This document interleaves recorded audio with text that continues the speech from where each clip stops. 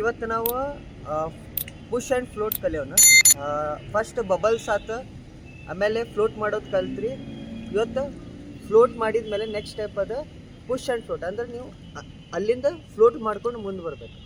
So ಇವತ್ತು ವಿಶ್ವ ನಮ್ಗೆ ಡೆಮೋ ಕೊಡ್ತಾನೆ ಹೆಂಗೆ ವಿಶ್ವ ಸ್ಲೋಲಿ ಫ್ಲೋಟ್ ಮಾಡ. ಪೋಸ್ಚರ್ ಕರೆಕ್ಟ್ ಇರಲಿ. ಪೋಸ್ಚರ್ ಯಾವಾಗೂ ಎಲ್ಲಿ ನೀವು ಸ್ವಿಮ್ಮಿಂಗ್ ಪೂಲ್ ಇರ್ತೈತಲ್ಲ ಅಲ್ಲಿ ಗಾಡಿ ಇರ್ತೈತೆ, ಅಲ್ಲಿ ಕಾಲು ಇಡ್ರಿ, ಪೊಸಿಷನ್ ಇಡ್ರಿ.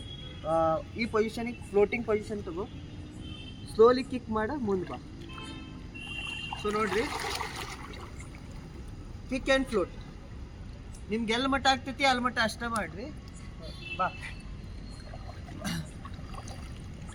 ಕಿಕ್ ಆ್ಯಂಡ್ ಫ್ಲೋಟ್ ಮಾಡುವಾಗ ಬ್ರೀತ್ ಹೋಲ್ಡ್ ಮಾಡ್ಬೇಕಾ. ನಿಮ್ಗೆ ಎಷ್ಟು ಆಗ್ತೈತೆ ಅಷ್ಟ. ನಿಮ್ಗೆ ಇಲ್ಲೇ ಮಟ್ಟ ಆಗತ್ತೈತಿ ಇಲ್ಲೇ ಮಟ್ಟನ ಮಾಡಿರಿ. ನೀವು ಭಾಳ ಮುಂದೆ ಹೋಗೋದು ಜರೋತಿಲ್ಲ. ಮತ್ತೊಂದು ಸುತ್ತ ತೋರಿಸಿ. ಗೋ.